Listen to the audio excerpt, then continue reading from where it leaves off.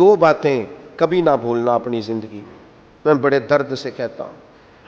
میں کبھی سوچتا ہوں نا کہ جو صورتحال ہم دین کی بتاتے ہیں نا، معاذ اللہ مشاجرات چھیڑتے ہیں، کہانیاں بناتے ہیں اور تاریخی حوالوں کو الٹ پلٹ کر کے بیان کرتے ہیں اور جو رنگ دیا جاتا ہے، میں سوچتا ہوں کہ اگر کفار ان باتوں کو سنتے ہوں گے، مشرکین اور منافقین سنتے ہوں گے تو کیا کہتے ہوں گے.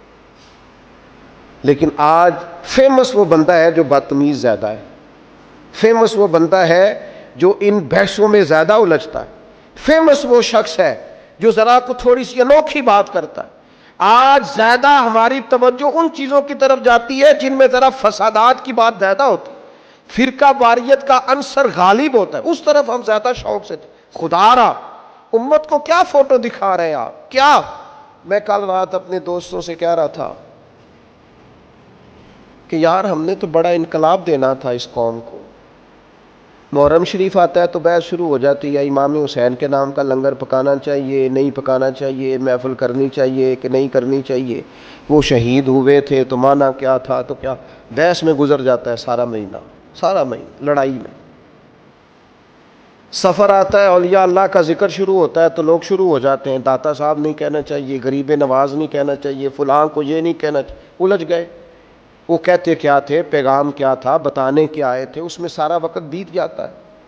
کم از کم جب سے ہم نے شعور سنبھالا ہے، میلاد شریف آیا نہیں اور بحث شروع ہوئی نہیں، کرنا چاہیے کہ نہیں کرنا چاہیے، یہ کیا جا سکتا ہے تو حدود کیا ہے، قیود کیا ہے، شرائط کیا ہے، اس کی اصل کیا ہے، ان کو کن اصولوں کے تحت پرکھ کر کن جزیات کے تحت جائز کر. بحث ہی بحث ہے. کیا دین فقط بحث کے لیے آیا دنیا میں؟ کیا صرف بحث کریں گے؟ میں نے شاید پہلے بھی آپ کو بتایا ہو، کبھی کبھی یوں لگتا ہے کہ سادے بندے بڑے اچھے تھے، کبھی کبھی یوں لگتا ہے جن کو زیادہ پڑھنا نہیں نہ آتا تھا وہ سمجھ ذرا جلدی گئے تھے. میری والدہ صاحبہ 10 محرم کو مجھے کہتی جا میں نے ٹھوٹیاں لے آ کے دے، میں امام حسین علی کھیر ٹھوٹیاں وہ تقسیم کرنی ہے. وہ سائیکل چلا کے 3.5 کلومیٹر جانا پڑتا تھا. تو آپ کو پتہ ہے بچپن میں بندہ جان بھی چھڑاتا ہے. تو پھر میں تھوڑا سا مولوی بھی تھا، مدرسے بھی پڑھتا تھا، تو مولوی مسئلہ نہ دسے تامی انہوں بد ہضمی ہو جاندی. تو وہ میں نے اماں جی کو یہ کہا، میں نے کہا اماں جی میں پوچھیا استاداں نوں ختم پرات وچ بھی ہو جاتا ہے، جیڑی ہانڈی وچ پکائیے کھیر ਉਹਦੇ 'ਚ بھی ختم، کہ جس برتن میں آپ نے بنایا اسی میں ختم دلائیں، اور گھر میں جو برتن ہے نا وہ آپ اسی میں تقسیم کر دیں. تو یہ کوئی ٹوٹیاں کو فرض ہے، ساتھ کوئی جوز ہے ختم شریف کا، ہو گیا بس ٹھیک ہے تقسیم کریں. میری والدہ صاحبہ مجھے کہتی تو ایڈا مولوی میں نے مسئلے نہ 10 ٹوٹیاں لے آ کے دے، تو 10 جانا ہی کہ کسی اور نو کلا جلدی بول. تو اب وہ مطلب ماحول بھی ایسا ہوتا تھا کہ وہ سائیکل نکالتے چلے جاتے. تو ایک دن بڑی گرمی تھی شدید، اور میں بڑا ہی مشکل گیا، ڈاٹا اوکھا ہو گیا میرے لیے وہ پینڈا، کیونکہ لے کے آیا میں ٹوٹیاں لا کے میں نے بڑے غصے سے رکھی، حالانکہ 10 روپے انعام بھی ملا جانے آنے کا. اور رکھ کے میں اماں جی نو آخیا، میں کہا مینوں 10 سے چھڑو، آخر ایک کیڑا مفتی دس گیا ٹوٹیاں والی گل جو آپ اس قدر زیادہ اس پر بزد ہیں. تو والدہ صاحب فرمان لگے پتر خصوصیت کوئی بھی نہیں، بس نہ یہ نیاز دئی دی حضور دی اولاد دے نا تے دل نہیں کرتا کہ نبی پاک دی اولاد دے نا تے کسی نو کھیر دئیے تے پانڈا واپس منگیے. بس ان کے نام پر جو دے دیا سو دے دیا، ختم ہو گئی بات. برتن بھی واپس لینے کو جی چاہتا، بھائی اتنا سا فلسفہ ہے. اتنی جب انہوں نے بات بتائی نا، آپ یقین کریں میری روح تازہ ہو گئی، طبیعت سمجھ میں آ گئی کہ یہ تو عقیدت کا ایک قصہ ہے، یہ تو پیار کی بولی ہے، اس لہجے کے اندر، اس سادگی کے اندر تو حسن ہے. تو میرے عزیز ہم نے تو عقیدت کرنی ہے، اور کس طرح کی عقیدت، کس طرح کا پیار. حضرت ابوبکر صدیق امیر المومنین ہے، اور شان یہ ہے کہ اس ممبر پر بیٹھتے ہیں جس پر مدینے والے محبوب بیٹھا کرتے، اور ان کی عظمت یہ ہے کہ انہیں مصلی پر کھڑا خود رسول کریم نے فرمایا ہے، اور ہزاروں صحابہ ان کی اقتداء میں نماز پڑھتے ہیں. لیکن ابوبکر صدیق نماز پڑھا کے باہر نکلے، مسجد نبوی کے کونے پہ امام حسن کھیل رہے تھے. اتنا بڑا آدمی، اتنی بڑی شان، لیکن جلدی سے دوڑ کے جا کے امام حسن کو اٹھایا، ماتھا چوما، سینے سے لگایا، کندھوں پہ بٹھایا، اور چلتے چلتے کہنے لگے علی ایک بات کروں؟ کہا کیجئے۔ فرمایا حسن کی شکل آپ سے نہیں ملتی۔ جناب علی نے یوں آنکھیں کھولی تو کہنے لگے ساری کی ساری شکل مدینے والے محبوب پہ گئی ہے، ساری شباہت ہی رسول پاک کے ساتھ ہے۔ تیری نسل پاک میں ہے بچہ بچہ نور کا، تو ہے عین نور تیرا سب گھرانہ نور کا۔ عقیدتوں کے ذائقے پھیکے نہیں ہونے چاہیے، محبتوں کا لہجہ کمزور نہیں۔ چھوڑ دیں ہر وقت کی بحثیں، چھوڑ دیں ہر وقت کی کمزوریاں، چھوڑ دیں یہ کرنا ہے کہ نہیں کرنا۔ یکم محرم سے لے کر 10 محرم تک رج کے قرآن پڑھیں، خوب جدوجہد کر کے درود و سلام پڑھیں، جتنی توفیق ہے اتنے صدقات و خیرات کا اہتمام کریں، 9-10 محرم کو روزہ رکھیں، اور ان سارے نذرانوں کا نذرانہ اکٹھا کر کے امام حسین کی بارگاہ میں پیش کریں، اور 10 محرم کو ذرا ذوق سے امام علی مقام کی منقبت سنیں، ان کی تعریف سنیں، ان کے فضائل سنیں، ان کے نانا کریم کی نعت سنیں، دین کی باتیں سنیں، اپنا لہجہ سلجھا ستھرا پاکیزہ اور شستہ رکھیں، الجھی الجھی باتوں سے، بکھری بکھری باتوں سے، نفرت انگیز کہانیوں سے اپنے آپ کو بچائیں، اور سیدھا سیدھا حسین پاک سے فیض حاصل کریں۔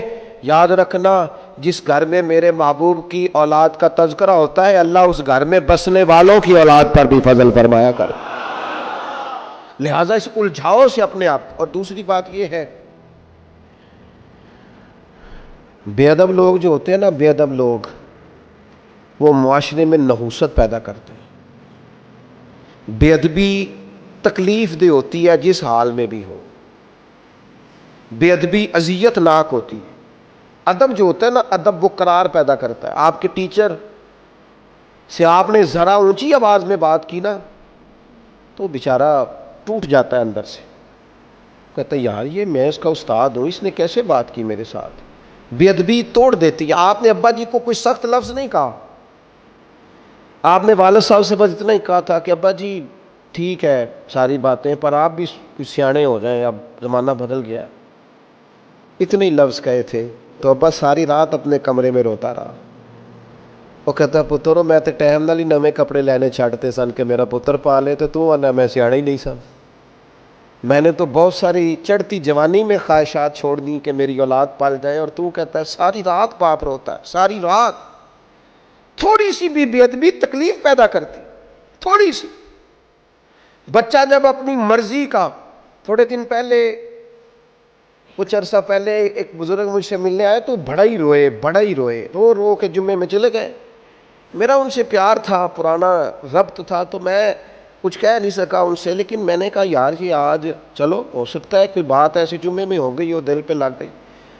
ایک دن میں سفر کر رہا تھا تو میرے دل میں پھر وہ یاد آئے، میں نے ان کو فون کیا، میں نے کہا اس دن مجھے آپ کی کیفیت، کہنے لگے صاحب رش بڑا تھا، بات تو کرنی تھی، ہو نہیں سکی، تو آپ واپس آئے تو مجھے بتائیے گا۔ میں واپس آیا، ان کو بلایا تو وہ پھر رونے لگ گئے۔ میں نے کہا کیا ہوا؟ کہنے لگے صاحب میرے پاس کل جمع پونجی جو تھی نا وہ میں نے بیچ کے بچہ باہر بھیجا تھا، اور میرا بڑا خیال تھا، میرے چاؤ تھے، میں بڑے دنوں سے منصوبہ بندی کر رہا تھا کہ میرا بیٹا نا آپ کو اپنے لیے الگ سے مکان خریدے، بنائے، سنوارے، سجائے، لیکن مجھے آج پتہ چلا ہے کہ 1 سال ہو گیا اس نے تو جگہ خرید بھی لی ہے، مکان بن بھی گیا، مجھے تو بتایا ہی نہیں۔ دیکھو مینوں کوئی تکلیف ہونی سی وہ مجھے بتا دیتا، مجھے کہیں سے پتہ چلا ہے تو میں نے اس کو فون کر کے کہا کہ پترو میں گل سنی ہے۔ وہ کہنے لگا ابا جی بس وہ میں کیا دساں گا تو میں تمہیں سرپرائز دینا سی۔ کہنے لگے کئیوں غیروں کو زیادہ پتہ ہے مجھ سے اور مجھے پتہ، کہنے لگے ٹوٹ گیا ہوں، سمجھ نہیں آتی کہاں جاؤں، کوئی بات بھی بڑی نہیں، میں تو خود راضی تھا، میں نے خود اسے کئی دفعہ کہا بھی تھا کہ پتر تھوڑی سی بھی بے ادبی تکلیف پیدا کرتی ہے، اور آپ صرف اتنا کہہ دیں والد صاحب سے کہ ابا جی جنج کہو گے کر لیں گے، آپ جیسے کہیں گے ویسے، آپ ہلکا سا مشورہ کریں، رائے لیں، ساتھ شامل کریں۔ ادب حسن پیدا کرتا ہے، بے ادبی۔ آپ آ رہے تھے بڑی بازاروں میں بیٹھ کے اپنے گاؤں، اور آپ کا ٹیچر جو تھا میٹرک پی ٹی سی جس نے پرائمری میں پڑھایا تھا وہ سائیکل پہ نکل رہا ہے آپ کے گاؤں سے باہر، اور رستے میں ملاقات ہو گئی، آپ جب بازاروں سے نیچے اترے استاد جی کو سلوٹ کیا، اور میں کہا استاد جی یہ سائیکل جہاں کھڑا کرے میں گاڑی پہ چھوڑ کے آتا ہوں. استاد جی نے جانا سائیکل پہ ہی ہے لیکن دعائیں بڑی دینی ہے. پتر اللہ تینوں اور رتبہ دے اور بلندی دے. لیکن دوبارہ جب استاد سائیکل پہ بیٹھتا ہے تو اسے محسوس ہوتا ہے میرا سائیکل پجاروں سے مہنگا ہے, اس لیے کہ پجاروں والا تو اتر کے سلوٹ کر رہا ہے. یہ جو ادب ہوتا ہے نا, ادب یہ حسن پیدا کرتا ہے. یہ جو بے ادبی ہوتی ہے یہ تکلیف پیدا کرتی ہے. یاد رکھنا زندگی میں مر جانا پر کسی صحابی کا یا حضور کی اولاد پاک میں سے کسی کی بے ادبی نہ کرنا, کسی شخص کے بارے میں اپنے لفظوں کو کمزور نہ کرنا. یہ معمولی لوگ نہیں ہیں, یہ وہ لوگ ہیں جنہیں اللہ نے محبوب کی غلامی کے لیے چنا ہے. خدا را کبھی اس طرف نہ جانا. بے ادبی تکلیف پیدا کرتی, بے ادبی اذیت پیدا کرتی, بے ادبی خوفناک صورتحال اختیار کر جاتی. ادب کے دائرے کے اندر رہنا, ادب کے دائرے میں بے ادبوں سے اور بے ادبوں کی باتوں سے بچنا, بچ جانا ان سارے لوگوں سے جو بے ادبیاں کرتے ہیں اور چیزوں کو نکال نکال کے لاتے ہیں. خدا را مجھے بتاؤ نا کتنے لوگوں نے دشمنی کی میرے نبی پاک سے, معاذ اللہ, یہودیوں نے, نصارہ نے, مشرکین نے. حضور نے کبھی کسی کا عیب اچھالا؟ کیسے مسلمان ہیں؟ کیا انداز زندگی ہے؟ تیری تقریر ہی مکمل نہیں ہوتی جب تک تو بڑے لوگوں کی توہین نہ کرے. تجھے مزہ ہی نہیں آتا گفتگو کرنے کا جب تک سینکڑوں لوگوں کی پگڑیاں نہ اچھالے. کون سا دین تو دنیا کے سامنے پیش کر رہا ہے کہ جب تک تو بہت سارے لوگوں کو رسوا نہ کر دے تیری گفتگو ہی مکمل نہیں ہوتی؟ یاد رکھنا یہ دین وہ ہے جس میں تو کہا جاتا ہے کہ دروازہ رسول پہ آؤ نا تو ذرا لفظوں کا چناؤ کر کے آؤ. لا تقولوا رائنا وقولوا انظرنا, رائنا نہ کہنا, انظرنا کہنا. لفظوں کا چناؤ. اور لا ترفعوا اصواتکم فوق صوت النبی, دیکھنا اپنی آواز کا والیوم چیک کرنا, محبوب کی آواز سے تمہاری آواز اونچی نہ ہونے پائے. اے پائے نظر ہوش میں آ, یہ کوہ نبی ہے. آنکھوں سے بھی چلنا یہاں بے ادبی ہے.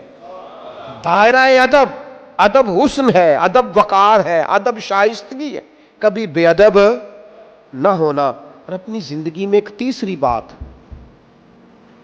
اہل بیت نبوت کی محبت. ادھر دیکھو میری طرف, قرآن مجید میں رب فرماتا ہے قل لا اسألکم علیہ اجرا الا المودۃ فی القربى. محبوب علیہ الصلوۃ والسلام آپ اپنے غلاموں سے فرما دیں کہ میں تبلیغ دین پر تم سے کوئی اجر نہیں مانگتا, ہاں میرے قریبیوں سے پیار کرتے رہنا. صدر الافاضل, بدر المماثل, خلیفہ اعلی حضرت مولانا سید نعیم الدین صاحب مراد آبادی اس خزائن العرفان میں لکھتے ہیں, فرماتے ہیں حضور کی اولاد کی محبت دین کے فرائض میں سے ہے. یہ میرے امام نے لکھا ہے. حضور کی نہ سنت کہا نہ واجب کہا, فرمایا رسول پاک کی اولاد پاک کی محبت فرائض دین میں سے ہے. اور ان لفظوں پر تو واری ہو جانے کو دل کرتا ہے. حضور فرمانے لگے یہ حسن اور حسین ہے, جس نے ان سے محبت کی اس نے مجھ سے محبت کی. اور فرمایا جس نے ان سے بغض رکھا اس نے مجھ سے بغض رکھا. ان کی محبت میری محبت ہے, ان سے عداوت مجھ سے عداوت ہے. اپنے انداز کو پیار والا بنائے, آپ کی طبیعت سے ان کا پیار چھلکے, یعنی ظاہر ہو کہ آپ ان سے محبت کرتے ہیں. اور آپ نے دے دیا ایسے لوگوں کے ذمے جن کا یہ کاروبار ہے, جو تجارت کرتے ہیں ان ناموں پر, جو پیسہ کماتے ہیں. مجھے کیا لینے دو, محرم آیا تو کچھ لوگوں کا سیزن آیا, پھر ربیع الاول آئے گا تو کچھ لوگوں کا سیزن آئے گا. یہ سیزن ہے, وہ قربانیاں دے گئے اور تم سودے کرتے پھرتے ہو. یہ تم نے ریٹ ڈالا ہے, میں خیال نہیں آتا تذکرہ کس کا ہے, اور تم باتیں کیا کرتے ہو. یہاں تم ان کی قربانیوں کا ذکر کر رہے ہوتے ہو اور اسٹیج کے پیچھے تم پیسوں کی گنتی کر رہے ہوتے ہو. یہ معیار بنایا تم نے. کیا کہا تھا قرآن مجید نے کہ میری آیتیں سستے داموں نہ بیچ ڈالنا, اور تم نے سودا بھی کیا تو کیا کیا. پر مصیبت اور بھی ہے نا ایک آج ہمارے زمانے کی, ایک بہت بڑا مسئلہ یہ بھی ہے. وہ کہتے ہیں پیر صاحب اگر پیسے نہیں لیتے تو روٹی کیوں کھاتے ہیں؟ یہ بھی بتاؤ یہ روٹی کیسے کھاتے ہیں؟ اور بھائی نظر نذرانے کی مخالفت نہیں, وہ تو نبی پاک علیہ السلام نے حضرت عمر کو دیا تو جناب عمر کہنے لگے حضور نہیں لینا, تو حضور فرمانے لگے جو بن مانگے, یہ بخاری کی حدیث ہے, فرمایا جو بن مانگے ملے وہ تو اللہ کی طرف سے ہے. اس کی مخالفت ہی نہیں، لیکن سوال تو یہ ہے کہ یہ تجارت تو نہیں نا، یہ آپ کا بزنس تو نہیں نا، آپ نے کوئی کاروبار تو نہیں نا اس کو بنا لی۔ آپ جو ریٹ کرتے پھرتے ہیں یہ کیا معیار اور کیا سٹیٹس آپ نے بنایا؟ بہت بڑا بزنس مین اتنا مال نہیں کماتا جتنا تم کماتے، اور تم نے سیزن بنا لیا ہے، اور قوم بھی پسند کرتی ہے۔ بندہ فیمس ہونا چاہیے، بندہ کو تھوڑا سا نا مشہور ہونا۔ میں اپنے بارے میں 100 دفعہ کہہ چکا ہوں کہ دین کا کوئی چھوٹا سا نوکر سمجھ کے کبھی دعوت دے لیا کرو، مشہور آدمی سمجھ کے نہ بلایا تھا، اس میں مزہ نہیں، اس میں مزہ نہیں۔ نام کوئی برانڈ ہے، نہ کوئی ایسی چیز ہے جسے دکھا کے ماحول اور طرح کا بنایا جائے۔ آپ مہربانی فرمائیں، محرم شریف میں کسی بھی موقع میں جب آپ ان پاکان امت کا ذکر کریں تو احترام کے جذبے، عقیدت کے لہجے، آپ کے مزاج کے اندر خوبصورتی، ان لوگوں سے قلبی وابستگیاں، اور سب سے اہم اور سب سے ضروری چیز یہ ہے کہ ہم نے سیکھا کیا ان لوگوں سے، ہم نے ان سے لیا کیا۔ وہ خاص بات جو ہم نے ان سے لینی ہے اور سیکھنی ہے اس پر ضرور توجہ کریں۔ امام حسین کی زندگی کا سب سے بڑا درس کہ جب آپ حق کے لیے کھڑے ہوں تو بلیک میل نہیں ہونا۔ بچے ساتھ تھے نا امام حسین کے، شہید ہو گئے نا امام علی مقام کے سامنے، سب سے زیادہ بلیک میلنگ یہی ہوتی ہے نا، تیرے بچے ہیں۔ لیکن امام حسین نے فرمایا جب معاملہ حق کا ہو تو پھر حق دیکھا جاتا ہے، اولاد نہیں دیکھی جاتی۔ سب سے بڑا معاملہ یہی ہوتا ہے نا کہ ہم بھوکا پیاسا رکھیں گے، تو فرمایا رکھ لو، جب معاملہ حق کا ہو تو پھر بھوک پیاس نہیں دیکھی جاتی۔ اور سب سے زیادہ حد کیا کر سکتا ہے؟ کوئی مار ہی دے گا نا، شہید ہی کر دے گا، اس سے زیادہ کیا ہو سکتا ہے؟ تو امام حسین نے کہا جان جائے گی پر حق کا ساتھ نہیں چھوڑا جائے گا۔ یہ جو چھوٹی چھوٹی باتوں پہ مسلمان ڈپریشن، ٹینشن، پریشانی، میں کہتا ہوں جو بندہ امام علی مقام کی سیرت صحیح طریقے سے پڑھ لینا اور فکر حسین کو سمجھ لے، زندگی میں لفظ ٹینشن اس کی زبان پہ آ نہیں سکتا، لفظ پریشانی سوال ہی پیدا نہیں ہوتا۔ اس لیے کہ جتنی کوئی پریشانیاں آ سکتی تھی نا وہ ساری امام علی مقام پہ آئی، لیکن امام نے کسی پریشانی کو پریشانی سمجھا، انہوں نے اللہ کی رضا کی طرف توجہ رکھی۔ تو اس کو جب ہم سمجھ جائیں گے تو ماحول کچھ اور طرح کا ہو جائے گا۔ اللہ تعالیٰ مجھے اور آپ کو عمل کی توفیق دے۔